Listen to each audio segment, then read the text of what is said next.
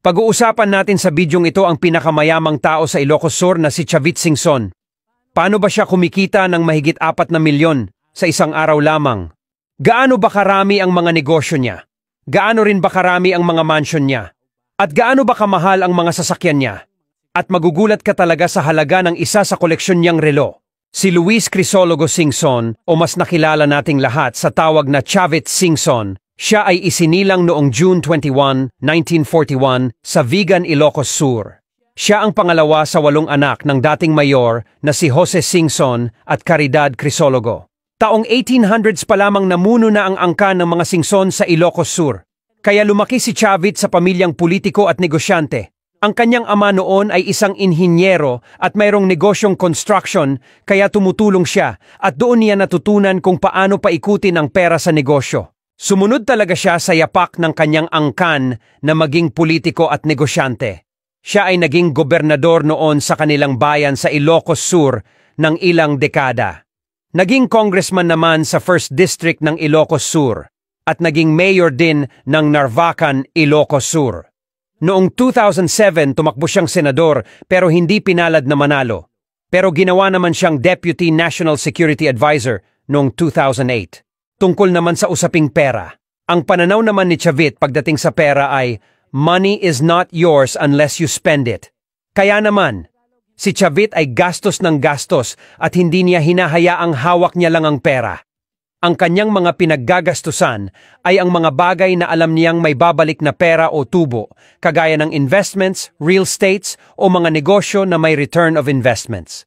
Isa sa mga bagay na sinasabi ni Chavit na may return of investments ay ang kanyang Platinum Skies Aviation, na kung saan mayroon siya ritong 30 bilang ng mga jets. At ang halaga naman ng bawat jets na mayroon siya ay nasa $6.5 million o 353 million pesos. Kaya sumatotal sa average ng halaga ng 30 jets niya, ito ay nasa 4.6 billion pesos lahat.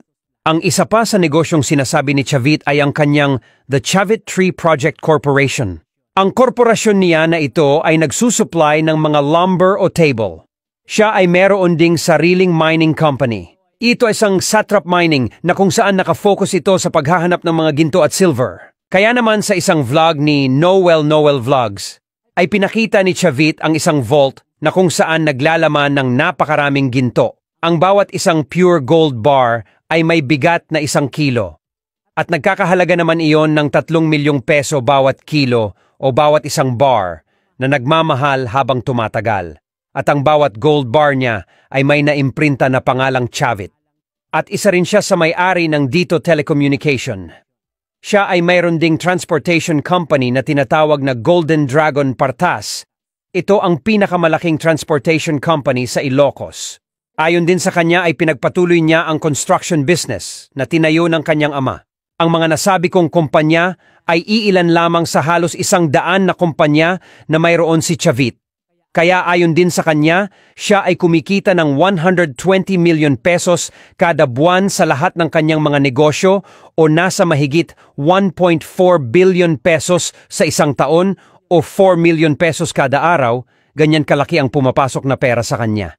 Bukod sa mga kumpanya at mga negosyo ni Chavit, ay marami ring bagay na ikagugulat mo kapag mas lalo mo pang makilala ang isang Chavit Singson. Una na rito ang kanyang mga mansion. Meron siyang 2 mansion sa Las Vegas, Nevada, isa sa San Francisco, California at isa sa Los Angeles, California.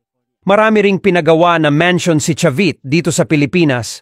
Isa na rito ang kanyang sikat na tourist spot na Golden Tower, isa itong istruktura na pinagawa niya sa kanyang baluarte. Ayon pa sa isang balita, gumastos siya sa istrukturang ito ng halos 120 hanggang 180 million pesos. Meron rin siyang mansion na makikita sa Quezon City na may lawak 2,000 square meters at ayon naman sa kanya nasa 110 million pesos ang nagastos niya sa mansion na ito. Meron din siyang mansion resort sa kanilang lugar sa Narvacan, Ilocos Sur na kung saan nakapag-taping dito noon ang FPJs ang probinsyano. Ito ay may magandang tanawin na nasa tabing dagat. Pangalawa ay ang pagtulong ni Chavit upang maganap ang Miss Universe 2016 dito sa ating bansa. Siya rin ang itinuturong main sponsor o yung taong may pinakamalaking nailabas na pera para lamang matuloy ang Miss Universe pageant dito sa Pilipinas. Gumastos si Chavit dito ng halos $6.5 million o mahigit 325 million pesos. Bukod pa sa ginastos niya sa buong event, bumili rin ng isang malaking mamahaling yate si Chavit na may halagang 600 million pesos. Ito ay ginamit ng mga Miss Universe contestants sa pag-travel nila mula Manila hanggang Batangas. Kaya hindi talaga maitatanggi ang pagiging galante ni Chavit Singson. Pagdating naman sa kanyang pamilya, mapagmahal na ama si Chavit, mayroon siyang 2 anak na lalaki na pumasok rin sa politika. Sila ay si Ryan Luis at Ronald Singson. Mayroon ding naggagandahang mga anak si Chavit. Sila ay sina Richelle Singson at Chelsea Singson. Ang isa sa mga anak ni Chavit na si Chelsea ay isa ring businesswoman. Siya ang nagmamanage ng kanilang negosyo na Go Sports Philippines. Ito ay isang sikat na supplier ng iba't ibang branded sports equipment at accessories.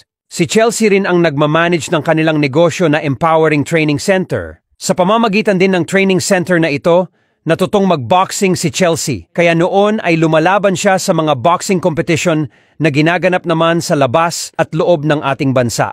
Si Richelle Singson naman ay isa ring businesswoman. Sa katunayan siya ang vice chairwoman ng LCS Group of Companies. Ito ay isang kumpanya na nangangalaga ng lahat ng negosyo ni Chavit. Bukod sa dami ng kumpanya ni Chavit, mayroon din siyang tourist attractions. Isa na rito ang Baluarte Zoo. Ito ay pinagawa dahil bata pa daw siya ay mahilig na siya sa mga hayop. Ang zoo na ito ay ginagastusan ni Chavit ng milyon-milyong peso para maisakatuparan at mabili ang mga hayop na dadalhin niya sa kanyang zoo. Kagaya na lamang ng giraffe na ito na mayroong halaga na 1.8 to 3 million pesos. Bukod pa sa giraffe ay bumili rin siya ng white lion, ostrich, at iba pang mga hayop na wala rito sa Pilipinas. At ito pa! Sabi din ni Chavit sa isang interview, napakalaki talaga ng utang na loob niya sa Panginoon dahil buhay pa siya hanggang ngayon. Siya ay nahulog noon sa isang helicopter. Pero walang masamang nangyari sa kanya. Bumagsak din ang sinakyan niya noon na eroplano at wala ring masamang nangyari sa kanya. At ilang beses na rin siyang inambush habang nakasakay sa sasakyan niya at hindi pa rin siya namatay. Kaya isa siguro yan sa dahilan kung bakit hindi mahilig sa mga sasakyang panglupa si Chavit Singson. Maliban sa sasakyan na ito, Inca Civilian Sentry na binili niya noong 2019. Ito ay isang bulletproof na sasakyan. Kahit ang AK-47 at kahit sabugan pa ng granada ay hindi ito masisira. At kaya rin itong sumuot kahit sa bundok dahil ito ay isang 4x4 na sasakyan na isang V8 engine. Mayroon din itong night vision para sa driver.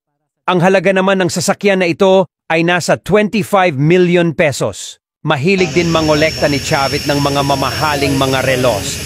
Ang pinakamahal niya na relo ay ang Patek Philippe na brand ng relo na purong diamond, na ayon sa ulat ay hindi bababa sa 12 million pesos ang halaga ng bawat isang relo.